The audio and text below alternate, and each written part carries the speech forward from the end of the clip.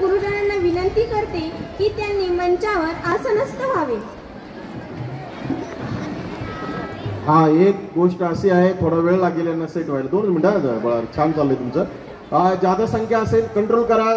Jadhav sir, आमच्या सर्व शिक्षकांना चेअर मिळतील या दृष्टीने उभा राहिलेल्या स्वयंसेवकांनी पण मदत करायची आहे आणि सर्व शिक्षक विभागून बसले तर आणखी आपल्याला कंट्रोलला सोपं राहील, त्या मुलांवर आपला कंट्रोल राहील। यानंतर या थोर महात्म्यांविषयी काही विद्यार्थी आपले मनोगत व्यक्त करतायत। सर्वप्रथम लोकमान्य टिळकांविषयी आपले विचार व्यक्त करण्यासाठी मी भक्ती बाचकर हिला आमंत्रित करते।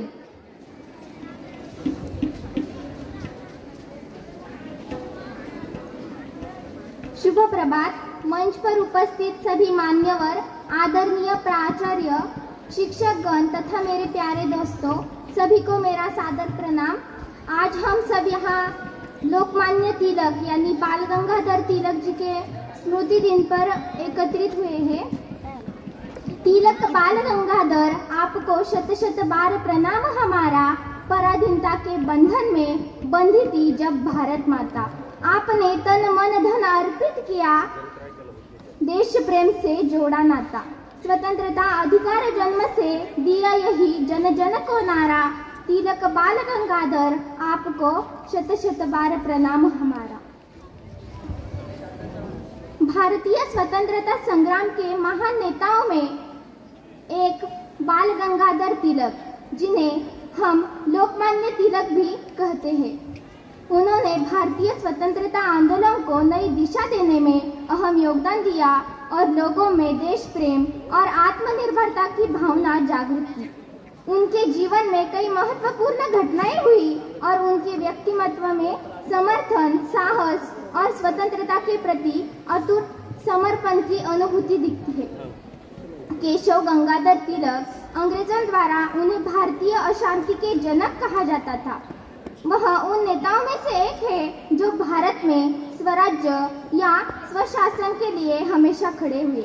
महात्मा गांधी ने उन्हें आधुनिक भारत का निर्माता भी कहा है। उन्हें लोकमान्य की उपाधि मिली, जिसका अर्थ होता है लोक के आदरणीय या जनप्रिय।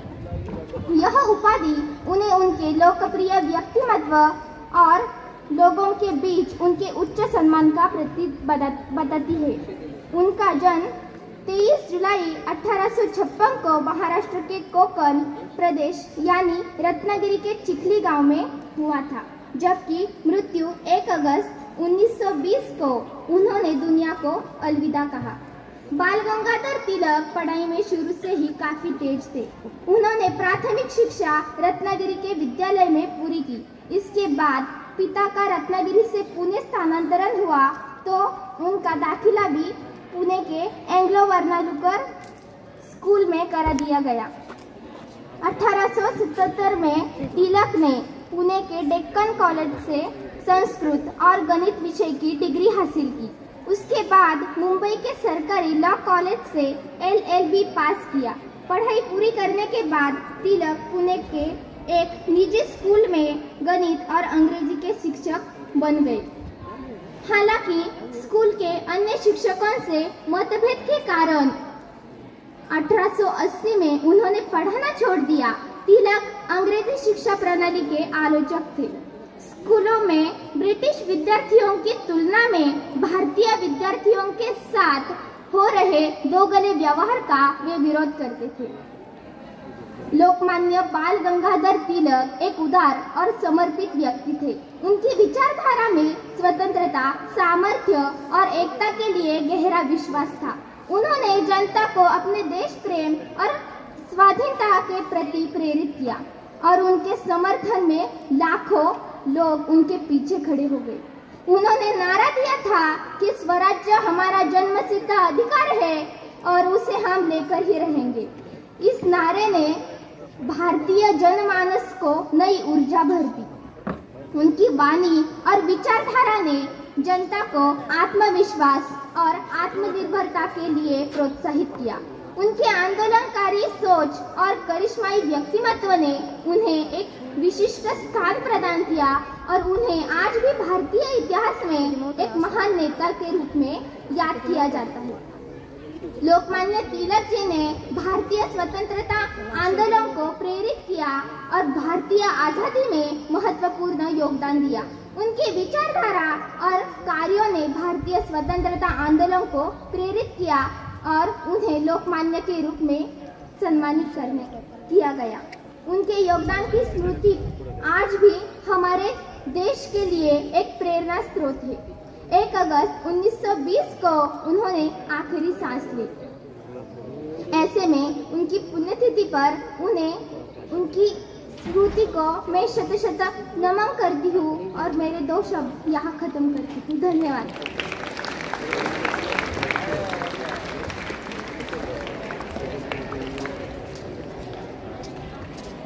धन्यवाद भक्ती। यानंतर आपले मनोगत व्यक्त करण्यासाठी येत आहे अमृता शिंदे।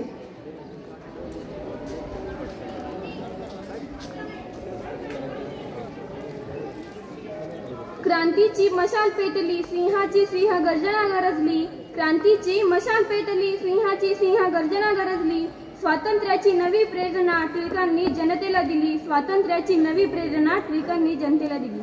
अध्यक्ष महोदय, वंदनीय गुरुजनवर्ग आणि माझ्या मित्रमैत्रिणींनो, माझे नाव अमृता संतोष शिंदे।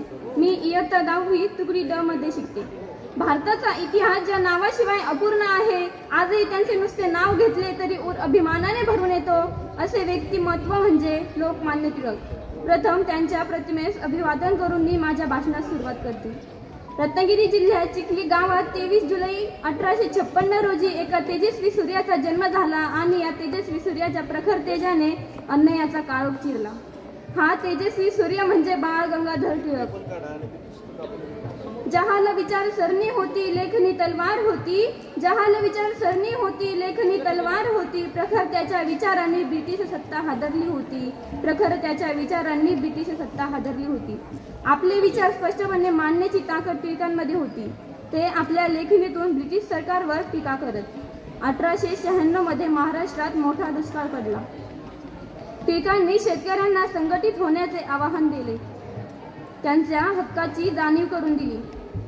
केसरी या वृत्तपत्राद्वारे सरकारला त्यांच्या हक्काची जाणीव करून दिली। 1897 साली पुण्यात आलेल्या प्लेगच्या साथीच्या काळात टिळकांची भूमिका महत्त्वपूर्ण ठरली।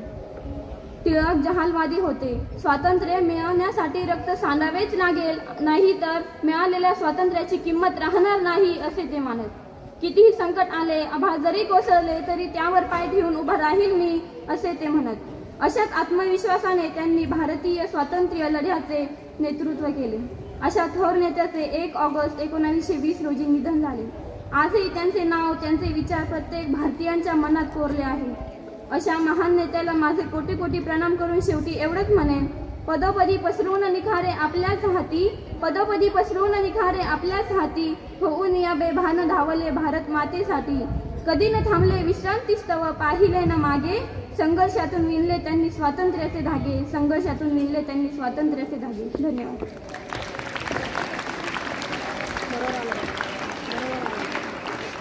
खूप छान अमृता। यानंतर अण्णाभाऊ साठे यांच्याविषयी मनोगत व्यक्त करण्यासाठी येत आहे भक्ती वाचकर।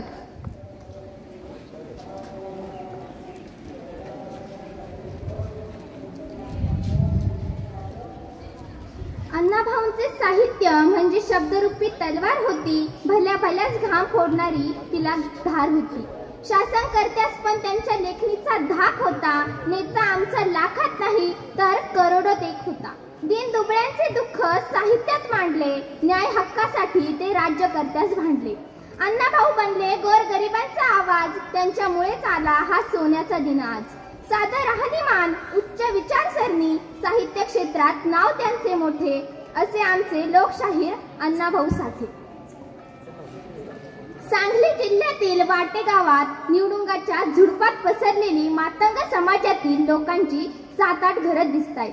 त्यातील एका घरात 1 ऑगस्ट 1920 रोजी भाऊराव सिद्धोजी साठे यांच्या पत्नी वालुबाई यांनी एका गोंडस मुलाला जन्म दिलाय। खरं तर मुलाच्या जन्माने आनंद व्हायला हवा, पण भाऊरावांच्या डोळ्यात अश्रू आहेत, कारण मुलाला पाळगुटी पाजायला सुद्धा भाऊरावांकडे पैसे नाही। संध्याकाळची वेळ होती. भाऊराव विचार करत बसले. तेवढ्यात सुसाट धावणाऱ्या घोड्याच्या टापांचा आवाज झाला आणि तो घोडा बरोबर मागवाड्यासमोर येऊन थांबला. अंधुक प्रकाशात जोराचा आवाज आला. अरे भाऊ, आहेस का घरात? भाऊ धावत बाहेर आले. पाहतात तर समोर फकीरा उभा आहे. अरे फकीरा, कुठे गेला होतास? अरे भाऊ, इंग्रजांच्या खजिन्याची, क्रांतीची लूट करून आलो या. भाऊंनी फकीराला घरात घेतलं. बस, पाणी दिलं आणि फकीरा विचारू लागला, अरे भाऊ, माझी बहीण वालुबाई कुठे दिसत नाही? भाऊ सांगतोय, अरे फकीरा, आजच्याच दिवशी तुझ्या बहिणीने एका गोंडस मुलाला जन्म दिलाय, पण काय करणार? फकीरा, अरे अरे त्या बाळाला बाळगुटी पाजायलाही माझ्याकडे पैसे नाही. तेव्हा फकीराने आपल्या पिशवीत हात घातला. एक ओंजळ धन काढून त्याने वालुबाईच्या पदरात टाकले आणि म्हणाला, अरे भाऊ, ही क्रांतीची लूट आहे. या पैशानं पोराला बाळगुटी पाज, म्हणजे पोरगा क्रांतिकारी झाल्याशिवाय राहणार नाही. आणि फकीराचे ते शब्द खरे ठरले. भाऊरावांच्या पोटी जन्माला आला तो वारवेचा वाघ, क्रांतिकारक, साहित्यरत्न अण्णाभाऊ साठे. अण्णाभाऊ साठेंचं मूळ नाव तुकाराम भाऊराव साठे असं होतं. पण या छोट्या तुकारामांना सगळे अण्णा अण्णा म्हणूनच हाक मारायचे आणि पुढं हेच नाव अण्णाभाऊ म्हणून प्रचलित झालं. आपण जरी गरिबीत दिवस काढले तरी आपल्या अण्णाला लिहिता वाचता यावं, तो शाळेत जावा असं त्यांच्या आई वडिलांना वाटू लागलं. पण खेडोपाडी जाती धर्माचा पकडा असणाऱ्या त्या काळात एका मातंग समाजातून आलेल्या त्या अण्णाला शिक्षणात स्थान नव्हतं. वडिलांनी अण्णाला शाळेत घातलं खरं, पण मास्तरांनी अण्णाला इतर मुलांमध्ये वर्गात न बसवता बाहेर बसवलं. एक दिवस कसा बसा गेला. दुसऱ्या दिवशी मास्तरांनी काल दिलेली अक्षरं वाचून दाखवायला सांगितली. अण्णाला साधं वाचताही येईना, म्हणून मास्तरांनी छडीने अण्णांना बेदम मारलं. अण्णांचा अंगठा फुटून रक्त वाहू लागलं. 1.5 दिवसावर शाळा अर्ध्यावर टाकून अण्णा घरी जायला निघाले. पण जाता जाता अण्णांनी अंगणातला एक दगड उचलला आणि तो मास्तरांच्या दिशेने फेकावून मारला. तो दगड मास्तरांच्या वर्मी लागला. अण्णांनी मारलेला तो दगड फक्त त्या सवर्ण मास्तरावर नव्हता, तर जात धर्माच्या वेळख्यात अडकलेल्या त्या काळच्या समाज व्यवस्थेला दिलेली ती एक चपराक होती.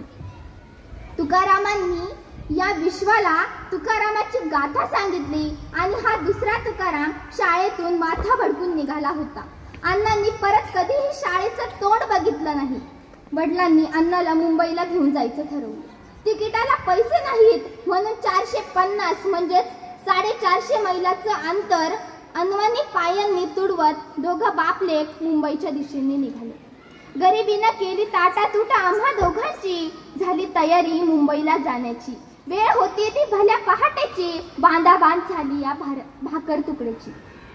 मुंबईला आल्यावर चरितार्थासाठी कोळसा वेचणं, फेरीवाल्याच्या पाठीशी गाठोडं घेऊन हिंडणं, गिरणीत झाडूवाला म्हणून काम करणं, अशी मिळेल ती कामं अण्णांनी केली.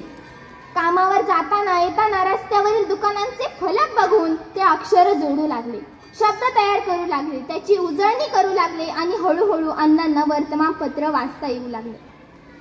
तो काळ दुसऱ्या महायुद्धाचा होता. युद्धाच्या बातम्या अण्णांच्या वाचनात येऊ लागल्या. शोषित पीडित समाजाचे होणारे हाल, शेतकरी मजूर वर्गाची होणारी हेळसांड यावर काहीतरी लिहावं असं अण्णांना सारखं वाटू लागलं.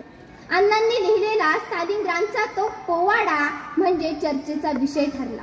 1943 साली हा पोवाडा पार्टी या मासिकात प्रसिद्ध झाला आणि अण्णाभाऊ साठे हे नाव थेट रशियापर्यंत जाऊन पोहोचलं.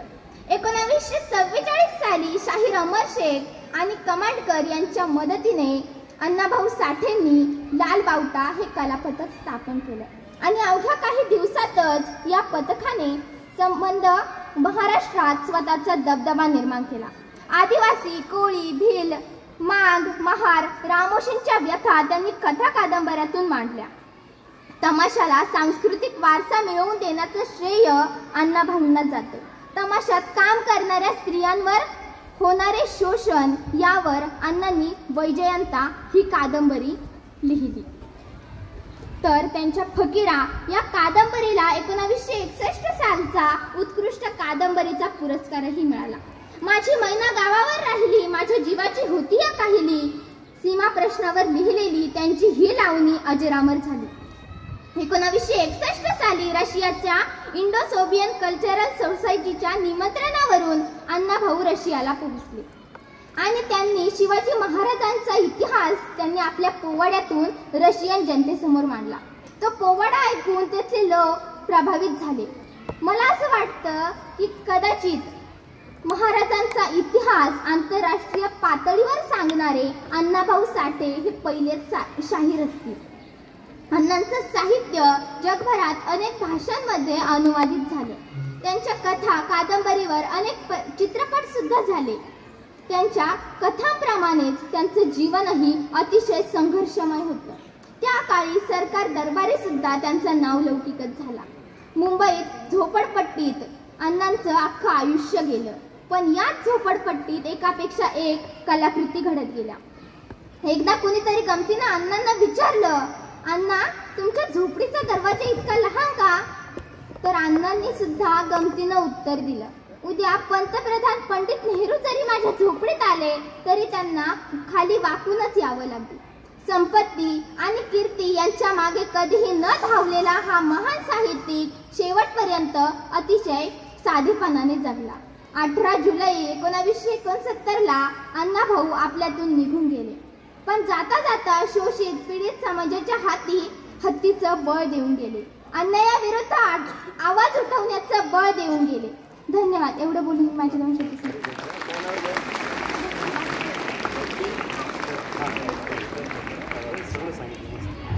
धन्यवाद भक्ती.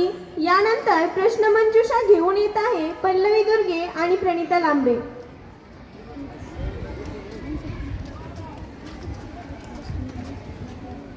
अण्णाभाऊ साठे यांचे पूर्ण नाव काय?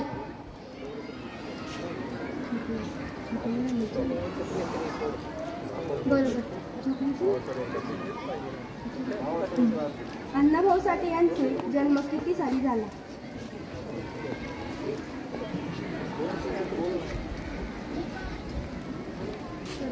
1 ऑगस्ट 1920.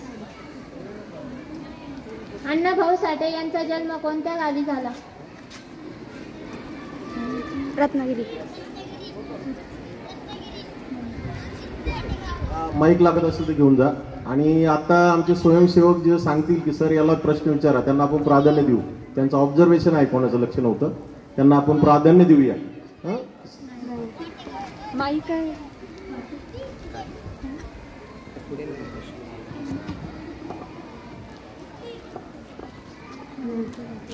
वाटेगाव.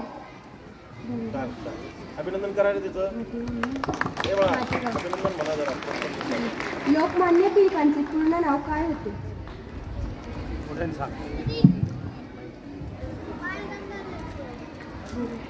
बाळ गंगाधर टिळक. लोकमान्य टिळकांचा जन्म कोणत्या गावी झाला? दुसरा माईक दे रे आणखी. दे ना मुलांना मदतीला 2 जण तू पण थांब. दिले जसा हातवर करेल त्याला द्या. बरोबर आहे. लोकमान्य टिळकांनी कोणते वृत्तपत्र चालवले? केसरी. बरोबर आहे.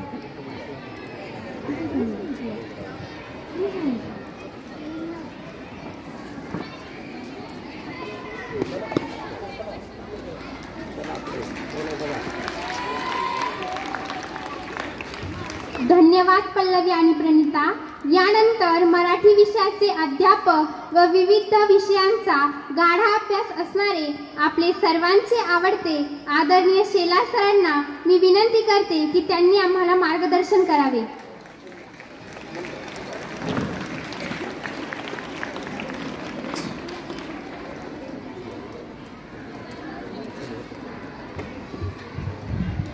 सन्माननीय विचारपीठ,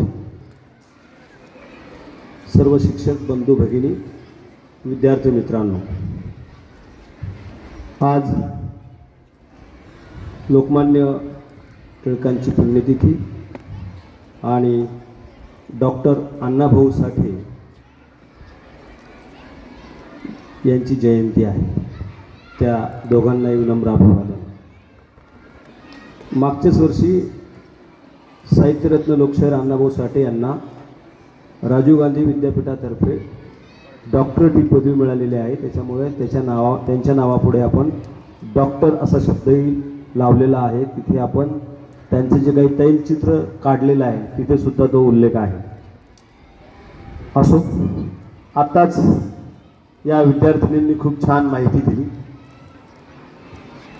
अण्णाभाऊंच्या आणि लोकमान्य टिळकांच्या जीवनावर फार सुंदर असं या ठिकाणी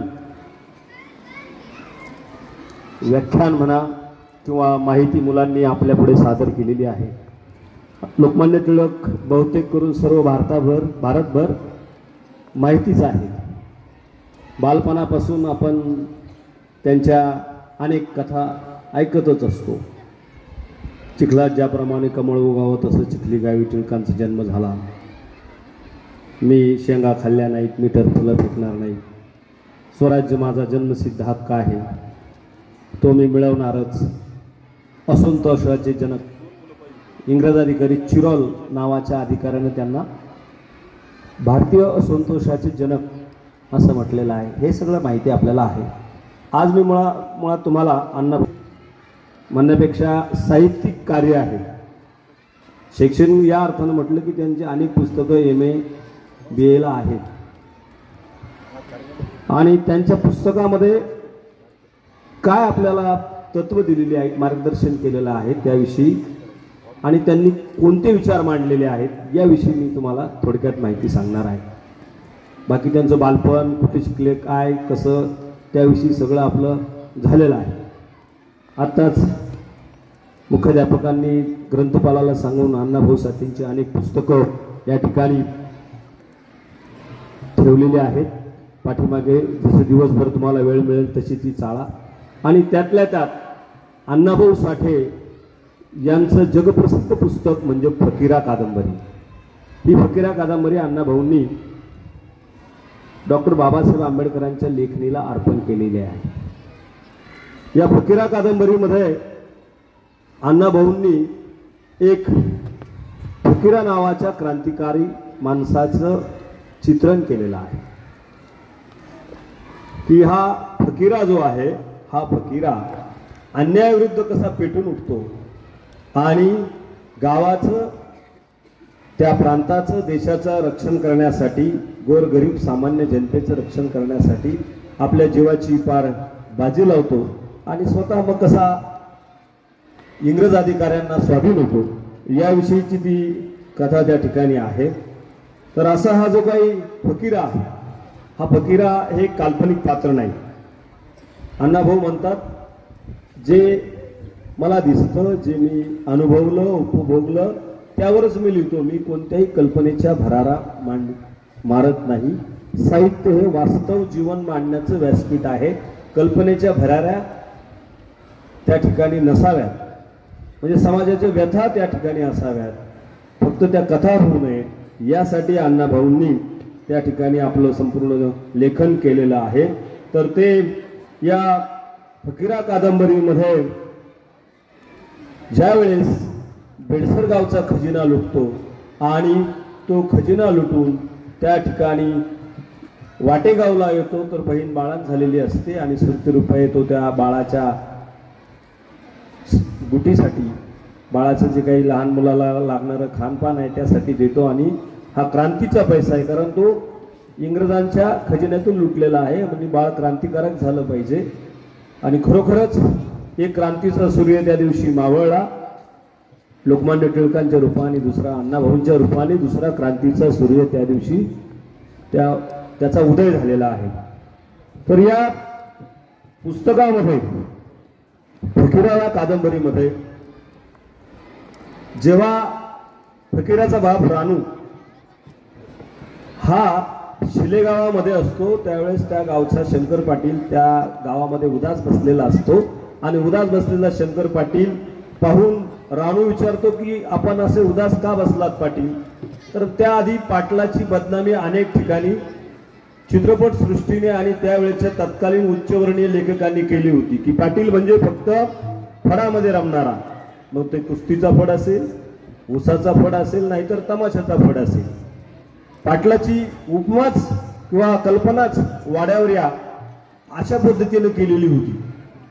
पण पाटील तसा नसून तो गावचा रक्षक आहे, गावचं पालन पोषण करणारा आहे, गावचा तो त्या ठिकाणी संपूर्ण सुव्यवस्था पाहणारा अधिकारी आहे, ते एक वतन आहे. अशा प्रकारे पाटलाचं वर्णन प्रत्येक कादंबरीतून अण्णाभाऊंनी केलं आणि त्या कादंबरीमध्ये तो शिलेगावचा पाटील उदास बसलेला असताना फकीराचा बाप रानू त्याला विचारतो की असं का, तर त्यांनी त्यावेळची एक प्रथा होती झोपतिनी, आणि त्या झोपतिनी ज्या गावामध्ये असतील त्या गावामध्ये प्रचंड मोठी यात्रा भरायची, गावगावचे लोक यायचे आणि यात्रा हेच त्या काळातलं करमणुकीचं केंद्र असायचं आणि 8-8, 15-15 दिवस त्या ठिकाणी करमणुकीचे कार्यक्रम चालायचे. मग अशी ही झोपतीन आपल्या गावात नाहीये, ती शेजारच्या शिलेगावात आहे.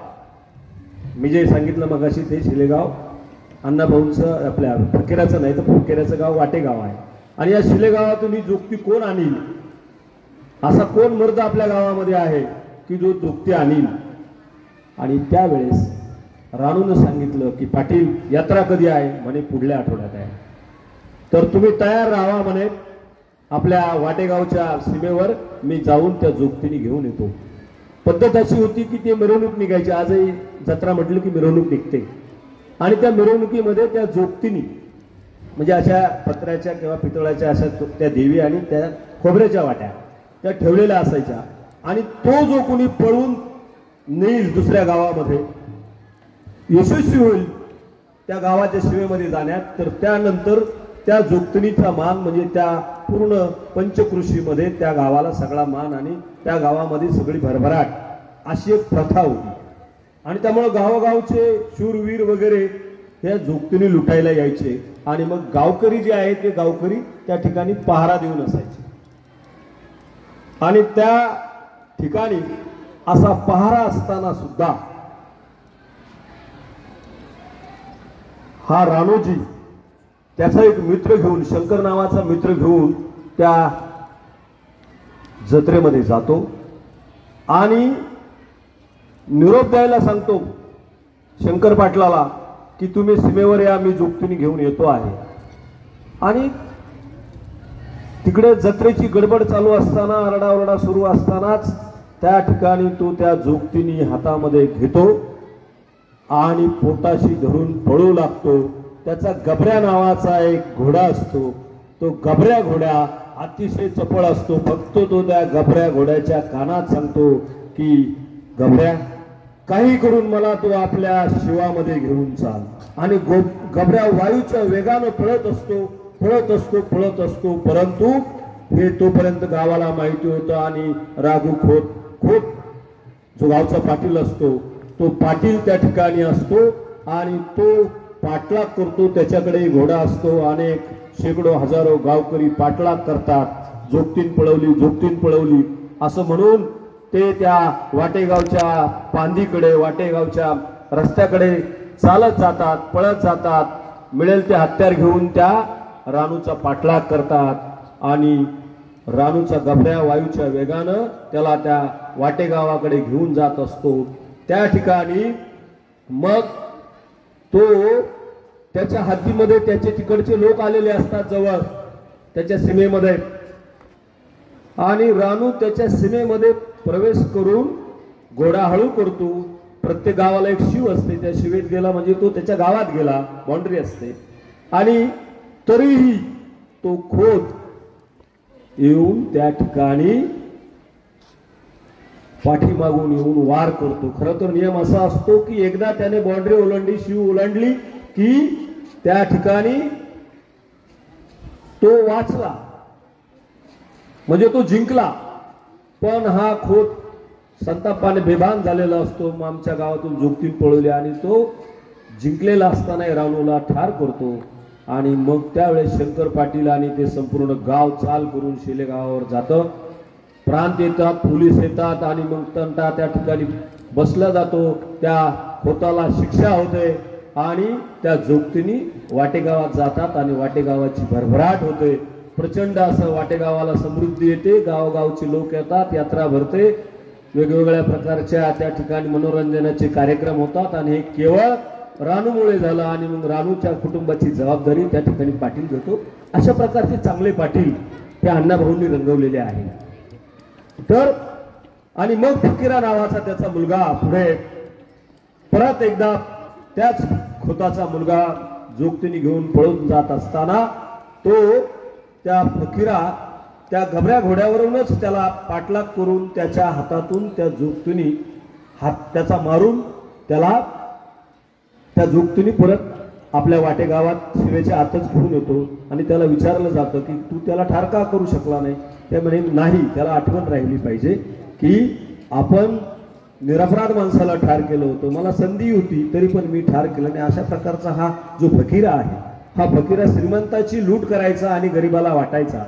आणि त्यावेळेस दरोडा घालताना सुद्धा फकीराची एक स्टाईल होती की जिथं दरोडा घालायचा आहे त्या दरोडा घालणाऱ्या माणसाला निरोप दिला जायचा आणि हलगीच्या तालामध्ये सनईच्या सुरामध्ये जाऊन त्या गावावरती त्या वाड्यावर दरोडा घातला जायचा. असं अजूनही तुम्ही जर जुनी तुमच्या आजोबा पजोबा असतील तर त्यांना विचारा, ते तुम्हाला याविषयी माहिती देतील. अशी एक फकीरा. त्याचप्रमाणे आणखी दुसरी महत्वाची कादंबरी आहे इथे, ती आहे वारणेचा वाघ. फकीरावर सिनेमा निघालेला आहे, वारणेच्या वाघवर पण सिनेमा निघालेला आहे. वारणेचा वाघ म्हणजे सत्तू भाऊ माझा नवसाचा, म्हणजे सगळ्या त्या भागातली ज्या वारणेच्या भागातल्या सगळ्या महिला त्याला भाऊ मानायच्या. कुणाला काही त्रास झाला तर त्या ठिकाणी तो हजर असायचा. कोणती मुलगी नांदवत नसेल, कोणी त्रास देत असेल सासरचे, तर भाऊ म्हणून सत्तू त्या ठिकाणी हजर असायचा. त्याविषयीची धडे सुद्धा आपल्याकडे आहेत. तर अण्णाभाऊंनी अशी पुस्तकं लिहिली, त्यामध्ये स्त्रियांच्या बाबतीमध्ये त्यांनी जे पुस्तकं लिहिली त्यामध्ये आवडी, चित्रा, वैजंता, त्यामध्ये स्त्रीचं शील, चारित्र्य अतिशय त्या ठिकाणी जपलेलं आहे. अण्णाभाऊंनी त्या ठिकाणी स्त्रीला फार महत्व दिलेलं आहे. स्त्रीचा स्वाभिमान, कणखरपणा, त्याचप्रमाणे त्या स्त्रीविषयीची एक जाणीव अण्णाभाऊंच्या मनात होती. अण्णाभाऊंनी विज्ञाननिष्ठ सुद्धा काही रूढी, अनिष्ट रूढी परंपरेविषयी कथा लिहिल्या. त्यामध्ये मुरळी नावाची एक कथा आहे जी आपल्याला विचार करायला लावते. देवदासी मुरळी या प्रथा आपल्याकडे होत्या. देवदासी आता जवळजवळ नाही, कर्नाटक, दक्षिण महाराष्ट्रात आहे, पण मुरळी नावाची प्रथा आपल्याकडे आहे. वाघ्या मुरळी होते, त्या मुरळीची मुलगी पुन्हा मुरळी सोडली जाते. मुरळी होते म्हणजे काय, एखाद्या त्या स्त्रीचं लग्न खंडोबाशी लावलं जातं आणि मग ती मुरळी होते अधिकृतरित्या. मग आपल्याकडे ते जागरण गोंधळात ती मुरळी येऊन नाचते. आता त्याचं वेगळं रूपांतर झालेलं आहे, कोमल पाटोळीच्या रूपाने आपण ते पाहिलंय, जरा वेगळंच झालंय ते. तर ती मुरळी कधी होते, जेव्हा तिचं खंडोबाशी लग्न लावलं जातं. आणि मग मुरळीची मुलगी सुद्धा जर का मुरळी व्हायची असेल तर त्या मुरळीच्या मुलीचं सुद्धा खंडोबाशी लग्न लावलं जातं. याचा अर्थ काय होतो की आई आणि मुलगी सवत झाली आहे आणि ही एक अनिष्ट प्रथा आहे. ही अनिष्ट प्रथा नको आहे हे त्या काळामध्ये अण्णाभाऊंनी त्यांच्या आधी पण सांगितलं. पण अण्णाभाऊंनी या मुरळी कथेतून ते सांगितलं. मुरळी मल्हार रायाची नावाचं त्यावर एक नाटक पण आलेलं आहे अण्णाभाऊंचं. तर अशा पद्धतीनं या अनिष्ट प्रथा आहे. या अनिष्ट प्रथा दूर झाल्या पाहिजेत. कारण अण्णाभाऊ विज्ञानवादी होते. त्यांनी सांगितलं की पृथ्वी ही शेषनागाच्या मस्तकावर तरलेली नसून श्रमिक कामगारांच्या तळहातावर तरलेली आहे. आपल्या मनामध्ये शेषनाग आणि त्या ठिकाणी पृथ्वी अशी आहे, कुठेतरी एक समुद्रामध्ये तो शेषनाग आहे आणि मग त्या शेषनागाच्या मस्तकावरती पृथ्वी आहे आणि त्याच्या मानेला कधी कधी कळ लागते, तो झटका देतो, मग भूकंप होतो, असं आपल्याला शिकवलेलं असतं. तर तसं काही नाही. तुम्हाला भूगोलाच्या शिक्षकाने आणि विज्ञानाच्या शिक्षणानं सांगितलेली जी पृथ्वी आहे ती पृथ्वी लक्षात ठेवा. शेषनागावर वगैरे नसते. शेष नावाचा एक राजा होता, तो नागवंशी होता. तो इतिहास वेगळा आहे. नाग नव्हता राजा. जसे वाकाटक, राष्ट्रकूट वगैरे राजे होते तसे नाग नावाचे नागपूर, मध्य महाराष्ट्रात आणि मध्य प्रदेशमध्ये राजे होते. आणि त्यामध्ये शेष नावाचा अतिशय पराक्रमी राजा होता, पण त्याचंच रूपांतर काही लोकांनी कथा कवितेत करून टाकलं शेष नाग. तसं नाहीये. नागवंश आहे. नागपूर नावाच्या ठिकाणी आजही नागवंशी लोक राहतात. आणि नाग म्हणजे हा नाग नाही, तर नागला पाली भाषेमध्ये हत्ती म्हणतात. आणि म्हणून बुद्धांचं जे चित्र जिथे जिथं असतं तिथं तिथं हत्ती असतो. नागवंश असो. तर सांगायचा मुद्दा असा की अण्णाभाऊंनी अनेक कथा कादंबऱ्या लिहिल्या, त्यामधल्या बऱ्याचशा आपल्याकडे आता इथे आहेत. त्यामध्ये अण्णाभाऊंनी आंबेडकर यांचं फार मोठं गुण घेतलेलं आहे की आंबेडकरांनी सांगितलं शिका, संघटित व्हा आणि संघर्ष करा. अण्णाभाऊ आंबेडकरांच्या श्रद्धांजली सभेमध्ये सुद्धा या अण्णाभाऊ साठेंनी त्या ठिकाणी एक गीत गायलं. तुम्ही जरा बोर झालेले मला माहिती आहे. आता मी ते अण्णाभाऊंचं गीत तुमच्या पुढे गाणार आहे की अण्णाभाऊंनी बाबासाहेबांना श्रद्धांजली वाहताना बाबासाहेबांनी जे सांगितलं शिका, संघटित व्हा आणि संघर्ष करा, हे त्यांच्या गीतातून सांगितलं. आणि ते म्हणतात, त्या ठिकाणी अण्णाभाऊ म्हणतात, जग बदल घालून घाव सांगून गेले मला भीमराव. जग बदल घालून घाव सांगून गेले मला भीमराव.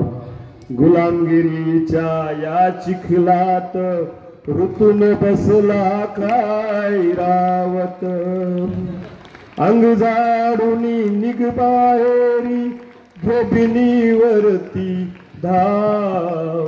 सांगून गेले मला भीमराव. सांगून गेले मला भीमराव.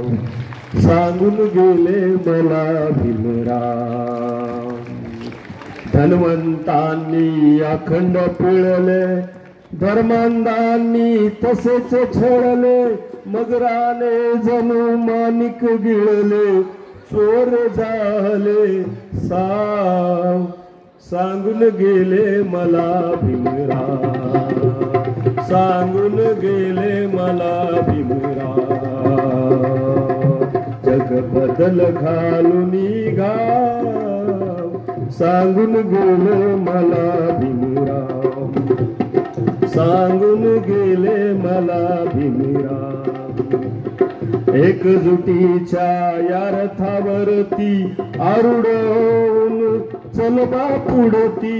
एकजुटीच्या या रथावरती आरूढ होऊन चल बापुढती.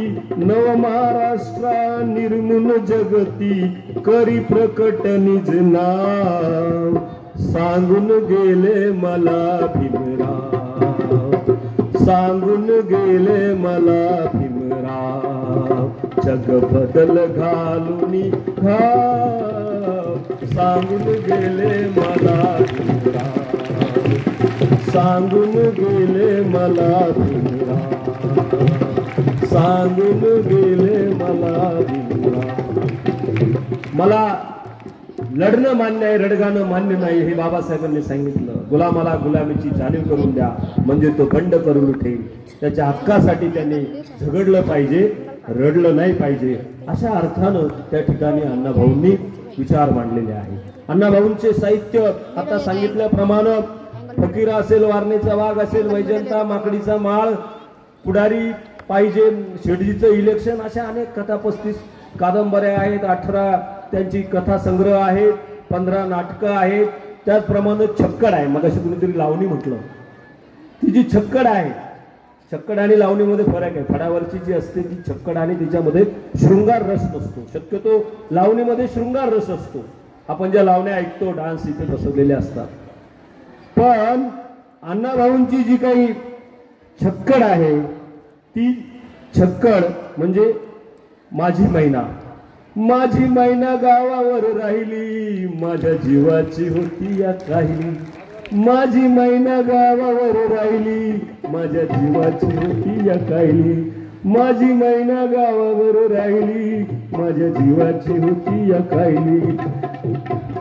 म्हणे अण्णाभाऊ साठे घर बुडाली गर्वाची, मी पणाची जबरीची तस्कराची, निकुंबळीला कत्तल झाली इंद्रजिताची, 14 चौकड्याचं राज्य गेलं रावणाचं, लंका जळाली त्याची, हीच गत झाली कलियुगामध्ये मोरारजी देसाईची आणि सखा पाटलाची, अखेर झाली ही मुंबई महाराष्ट्राची, परळच्या प्रलयाची, लालबागच्या लढाईची, फाउंटनच्या चढाईची, झालं फाउंटनला जंग तिथं बांधून चंग आला मैदानी कर रक्ताची मर्दानी वाहिली, माझी मैना गावावर राहिली, माझी मैना गावावर राहिली, माझ्या जीवाची होती या काहिली.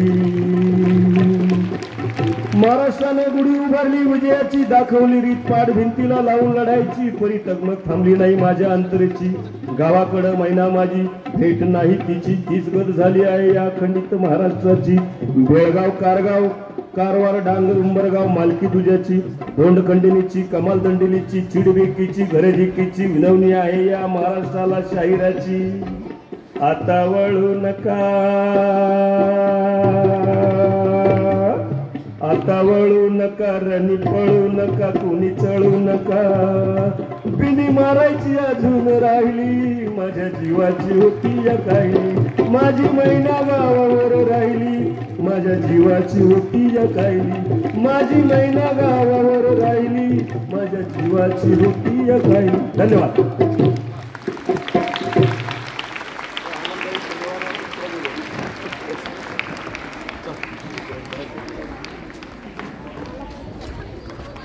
आदरणीय शेलार सरांनी आपल्या सर्वांना खूप मोलाचे मार्गदर्शन केले, त्यासाठी त्यांचे मनपूर्वक आभार. सरांसाठी एकदा जोरदार टाळ्या. यानंतर आजच्या कार्यक्रमाचे अध्यक्ष आपले सर्वांचे आवडते व विद्यालयाचे प्राचार्य आदरणीय श्री तुपी हिरे सरांना मी विनंती करते की त्यांनी आम्हाला मार्गदर्शन करावे. सर्वांना नमस्कार. खूप वेळ झाला शेलार सरांनी अतिशय वेळ कुठे गेला समजलं नाही, आणि मला वाटतं आपला हा वातावरण शिक्षण सप्ताहाचं त्यांनी कंटिन्यू केलं.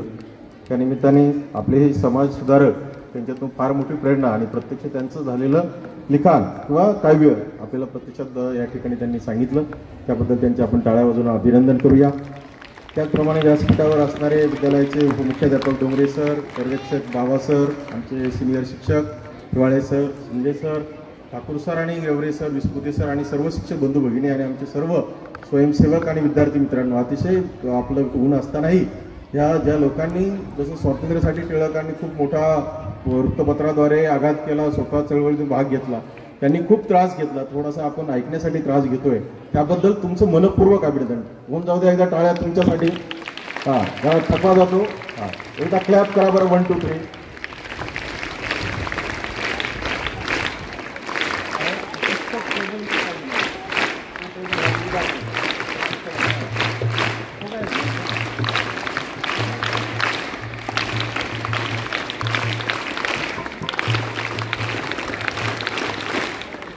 ठीक आहे, ओके. हां, थोडासा उत्साह येतो, कंटाळा निघून जातो. हां, विज्ञानाचा भाग त्याच्यामध्ये आहे. मी अजिबात वेळ घेणार नाही, जे झालंय त्याचं कौतुक करून थांबणार आहे. 1-2 गोष्टी सुरू व्हाव्यात असं मला वाटत होतं आणि ते सुरू करण्याचा प्रयत्न आहे की ज्यांची जयंती आणि पुण्यतिथी असेल त्यावेळेस लायब्ररीमधले सर्व पुस्तकं बाहेर यावेत. मी काल ग्रंथपाल गवते यांना सांगितलं, त्यांनी काढलेत. मला वाटतं कमी संख्या आहे, परंतु जे आहे ते मुलांपर्यंत जावं या दृष्टीने प्रयत्न करतो आहे. आज आपण ते जे तयार केलं होतं आम्ही स्टँडवालं गाडी, ती आपण तिच्यामध्ये पुस्तक टाकू, सहज चाळा, काय लिखाण केले वगैरे, तो एक उपक्रम आपण सुरू करतोय. लोकमान्य टिळकांचे पण असतील आणि मला वाटतं अण्णाभाऊ साठेंचे पण असतील, आणि पुढे आम्ही जेव्हा खरेदी करू तेव्हा हे आणखी हे पुस्तकं वाढतील, त्या दृष्टीने आम्ही निश्चित लक्ष देऊया. दुसरा एक भाग, क्विजमध्ये अतिशय चांगलं मुलांनी मस्त लक्ष देतात, ते पुढे येऊन सांगतायत आणि खूप अतिशय लक्ष देणाऱ्यांची संख्या जास्त आहे. आणि जे लक्ष देत नाही आहेत त्यांना मला वाटतं स्वयंसेवकाच्या मार्फत त्यांना आपण 5 मिनिटं देऊया. या मुलांची क्विज झाली का हे दुसऱ्या मुलांची क्विज, बी ग्रुप, की स्वयंसेवकांनी नाव सांगायचं की सर याला बोलवा, सर हिला बोलवा, आणि एक 5 प्रश्नापैकी 2 जरी आले तरी त्यांच्यासाठी टाळ्या वाजू, नाही तर कानामागे तरी ठेवून देऊ. 2 गोष्टी करायच्यात मला पुढे. हां, तर लक्ष देण्यासाठी हे मुलं काम करतात. पण यांच्या ऑब्झर्वमधून जर खेळणारा असेल, नुसतं म्हणजे कंटिन्यू 1 तास वाळू जमा करीत होतं, दुसऱ्या वेळेस पसरत होतं, पुढच्या भाषणाच्या वेळेस परत पसरवतंय, पुढच्या भाषणाला परत एकत्र करते, असं जर ऑब्झर्व असेल तर निश्चित आपण त्याला वाळूचं काम सुरू झाल्यावर निश्चित देऊया. आला लक्षामध्ये. तर मला असं वाटतंय की छान असंच सगळं वातावरण आहे, परंतु शिस्तीसाठी आम्हाला हे करावं लागतंय. तर एक दोन आता मला एक दुसरी गोष्ट की आत्ताचा जो वर्ग होता 10वी सुरुवात केली जयंती पुण्यतिथी कार्यक्रमाला सुरुवात होती. त्यांनी खूप चांगलं केलं. त्याच्यामध्ये आणखी भर होत गेली, आणखी सुचत गेलं, आपल्याला अपडेट होत गेलं. बने आणखी चांगलं काम केलं, कणी चांगलं काम केलं आणि डनी मला वाटतं आज आणखी चांगलं काम केलंय. सातत्याने तुलना अजिबात करायची नाही, पण चारही वर्गाने दिलेली जबाबदारी अतिशय चांगली पार पाडली. त्या चारही वर्गासाठी मनपूर्वक आपण अभिनंदन केलं पाहिजे. आणि जास्त अभिनंदन मी क आणि ड चं सतत करतो आहे. आमचे अ चे ब चे मुलांना सुविधा आहेत, ते बिचारे चांगलेच आहेत. पण जेव्हा आमच्या जिल्हा परिषदला आलेला मुलगा मुलगी जेव्हा वेगळं काम करायला लागतो ना, तो निश्चित एखादा 98-99% चा मुलगा आणि आम्हाला 80% सुद्धा तितके वाटतात. कारण त्यांची परिस्थितीनुसार ते फार स्वतःला घडवत असतात, अपडेट करत असतात. म्हणजे 98वाला 99वाला कमी आहे, 10वीचा अजिबात नाहीये, परंतु हे शून्यातून करतात. आणि म्हणून आज मला आनंद वाटला की सूत्रसंचालन करणारी कुमारी वैष्णवी चोरमले असेल, कुमारी पायल टिक्कल असेल, कुमारी भक्ती बाचकर असेल, कुमारी अमृता शिंदे असेल, यांनी अतिशय जिल्हा परिषदेतून आलेल्या 7वीतून 8वीत आलेल्या आपल्या शाळेतल्या मुली इतक्या चांगल्या तयार होऊ शकतात. नलगे मॅडम असतील, भाषण शिक्षक असतील, त्या मार्गदर्शनाखाली यांच्यासाठी जोरात एकदा टाळ्या वाजवल्या पाहिजेत. मला तर सगळे छान बोलले, पण भक्ती बाचकरांचं वाचताना अतिशय तिच्याकडे वक्तृत्व आहे, चोरमलेकडे आहे, शिंदेकडे आहे. म्हणजे एकदम चांगलं संधी दिली तर मुलं सोनं करू शकतात. याचं एक मला वाटतं जयंती साजऱ्या करण्याचं आउटपुट आहे, निष्पत्ती आहे अध्ययनातली, असं मला वाटतं. त्याचप्रमाणे आकाश पवार आहे, ऋतिक बर्डे आहे, यांनी सुद्धा त्या ठिकाणी काम केलंय. हे जरी पडद्याच्या समोर होते तर पडद्यामागे आमचा संपूर्ण 10वी चा वर्ग होता. त्यांच्यासाठी एक जोरात अभिनंदन करूया की खूप सपोर्ट करत होते. सगळ्या गोष्टी आणणं, हार आणणं, कलेक्ट करणं, आपल्या मुलांना प्रोत्साहन देणं आणि म्हणून या सर्व वर्गाचं कौतुक करताना मला निश्चित अभिमान वाटतो आहे. दुसरा एक मुद्दा सरांनी आताशी छान सांगितलं की 1.5 दिवसात अण्णाभाऊ साठे शिकवून जवळजवळ 35 कादंबऱ्या, 15 लघुकथा, 12 पटकथा, लोकनाट्य, तमाशा, शाहिरी, इतकं 1.5 दिवसात शिकणारं वेगळं व्यक्तिमत्व असं करू शकतं, हे आपल्याला फार मोठी प्रेरणा आपल्याला मिळाली. आणि ह्या प्रेरणेतून मला वाटतं शेलार सरांनी अतिशय आपल्याला त्यांच्या साहित्याचे काही झलक आपल्या समोर दाखवली गेली. आणि एक सांगितलं की सांगून गेले भीमराव की पुढे चालवायचं आहे आपल्याला अण्णाभाऊ साठेंचं, डॉक्टर बाबासाहेब आंबेडकरांनी दिलेल्या शिकवणीचं वारसा चालवायचा आहे. तर मला अण्णाभाऊ साठेंच्या 104व्या जयंतीच्या निमित्ताने मागचाच उपक्रम त्या जयंतीतून मला वाटतं मी प्रशासनातून असं घेतलंय की बाबासाहेब आंबेडकर म्हटले, अण्णाभाऊ साठे म्हटले की हवे तुम्हाला चालवायचं आहे. तर आज मला शेलार सरांना आणि ठाकूर सरांना विनंती करायची की आज आपण 8व्या तासापासून आपल्या वर्गात, आपल्या शाळेमधील वाचन लेखन न येणाऱ्या मुलांना आज आपण उपक्रम सुरू करूया. आणि ते मार्गदर्शक असतील आमचे शेलार सर आणि ठाकूर सर. त्यांच्यासाठी जोरात टाळ्या होऊन जाऊ द्या की जे आंबेडकरांनी केलं, जे अण्णाभाऊ साठेंनी केलं, कारण आपल्याला पाठीमध्ये बघायचं आहे. शेलार सरांनी सांगितलं आपल्याला करायचं आहे. तर मला वाटतं सुरुवात आपण त्यांच्यापासून करूया. आणि आज सगळे मुलं 8व्या तासाला वाचन लेखन करणारे आमच्या 11वी किंवा 12वीच्या वरच्या वर्गामध्ये येतील आणि अण्णाभाऊ साठेंची जयंती साजरी करून त्याचं आउटपुट आम्ही केलं. हे आम्हाला दोन्ही शिक्षक आणि त्यांना दुसरे जे मराठीचे अध्यापक आहेत, आमचे डोंगरे सर असतील, यादव सर असतील, देवकर सर असतील, बोंबले सर असतील, मसे मॅडम असतील, एखादं चुकलं माझ्याकडून एखादं नावे राहू शकलं, हे सगळं जण नियोजन करतील. आमची जून-जुलै पासून मिटिंग होती. तुकाराम जाधव सर असतील. आमच्या सिनियर लोकांनी सुरू केलं की ज्युनियरवाल्यांना अजिबात त्रास होत नाही. ज्युनियरनी सुरू केलं की कदाचित सिनियरचा त्रास होतो की काय माहित नाही. तुकाराम जाधव सरांना फार वेळा मी म्हटलं गेलो, परंतु एक तो योग घ्यावा लागतो आणि तो जयंतीचा योग आलाय. आज मला वाटतं 8व्या तासाला मी किती मुलं बाहेर येतात त्यांचंही कौतुक करण्यासाठी येणार आहे. तर या जयंतीनिमित्त आपण हा उपक्रम सुरू करूया. पुस्तकाचंही या ठिकाणी आपण सर्वजण या ठिकाणी याचा लाभ घ्यावा. पुन्हा एकदा आमच्या स्वयंसेवकासाठी एकदा जोरात टाळ्या होत्या. एकदम अचानक कुठलंही प्री प्लॅनिंग नसताना सुद्धा. आणि सर्वात चांगलं मॅडम आज सकाळी 9-10 वाजल्यापासून आल्यात. नलगे मॅडमनी ही सगळी तयारी करून घेतली, काल लॅबमध्ये केल्या. या वर्ग शिक्षिका नलगे मॅडमचं खूप कौतुक करूया, अभिनंदन करूया, जोरात टाळ्या वाजवल्या पाहिजेत. आणि आमचे सर्व शिक्षक आता कळत नकळत तुमच्यावर वाच होता, त्यांचं अभिनंदन करतो आणि या ठिकाणी थांबतो.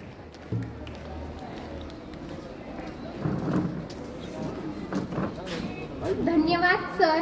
यानंतर शेवटचा गोड कार्यक्रमाकडे आपण वळत आहोत, तो म्हणजे आभार प्रदर्शन. मी दिव्या जाधव हिला आभार प्रदर्शनासाठी निमंत्रित करते. एकच मिनिट, एक सूचना राहून गेली, महत्वाची सूचना राहून गेली. हे ना दुसरा दे ना. हा, हे बघा, सकाळी आम्ही लवकर येण्याचा प्रयत्न केला आणि एक अचानक आपले तक्रार यायला लागली की आम्हाला दवाखान्यात जावं लागलं.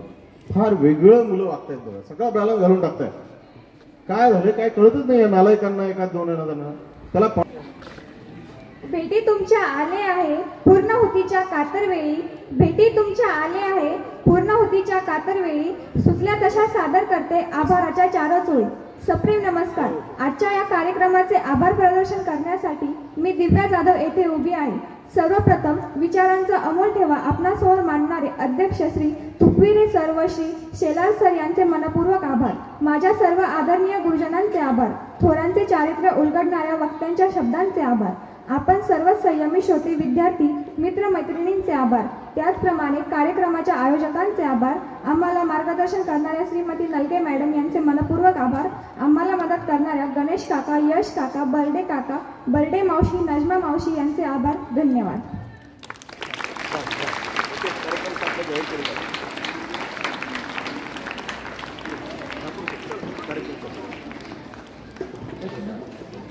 ठीक आहे, या ठिकाणी कार्यक्रम संपलेला आहे.